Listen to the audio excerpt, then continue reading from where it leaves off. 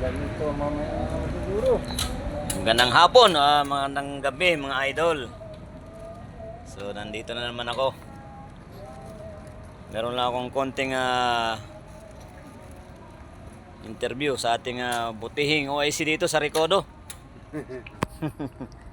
Para magkaroon din tayo ng mga idea o kaalaman sa pagiging isang security. So yung iba kasi, kala nila ganun lang kadali maging security guard. Yung iba naman, sabihin nila na nakaupo lang or pa-relax-relax. Pero hindi nila alam, mahirap din maging tagabantay ng mga establishment o mga project bilang isang security. So, yun, kaya nagkaroon ako ng idea na interviewin siya para nagkaroon tayo ng idea. Ano ba talaga ang duties and responsibilities ng isang security guard? So, andito na po si OIC Edwin De Los Santos. Chief, magandang gabi sa iyo. Magandang gabi, sir.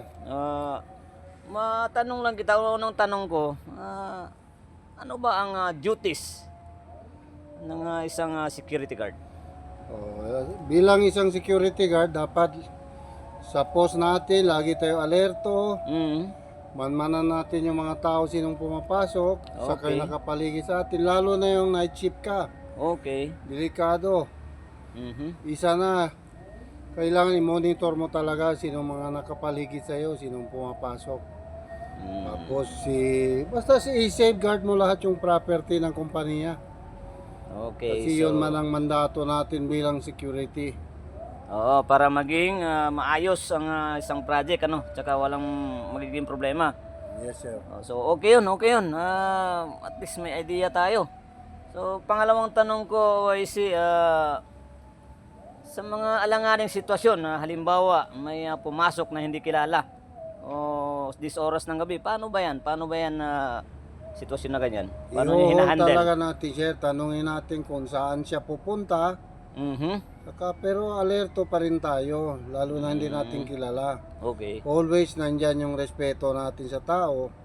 Tanungin natin. Okay. Kung medyo naman suspetyoso yung forma niya, pwede tayo tumawag sa radyo sa 59 natin, kabady natin, para maka-assist sa atin. Okay. Tapos kung wala naman siyang ginagawa, pwede natin palabasin sa AOR natin, sa area natin para walang problema. Okay. Napakagandang sagot ni OIC. O yun, yung dalawang tanong na yun, siguro naman nabigyan na kayo ng linaw. So, may isa pa. Isa pa kong tanong. Sabi nila pag security guard daw, matinik daw chicks. Tama ba yun? Yung iba siguro, sir. Pero tayo, good boy. Matagal naman tayo, saka may mga anak tayo kasama. Ayun. Di going straight na ba tayo, kumbaga. Okay. Wala na tayo dyan. Basta wag natin kalilimutan yung nasa taas. Palagi tayo magdasal. Very good. Ang galing. Para maganda yung kahinatnan ng trabaho natin, yung family. Saka yung mga tao nakapaligid sa atin. Wag natin kalimutan yung mga tumutulong sa atin. Always yan. Okay, yan. Narinig niyo yung sinabi ni OIC, Yung mga babayero dyan, tumigil na kayo. Okay, maraming salamat, OIC. Mabuhay ka. Okay.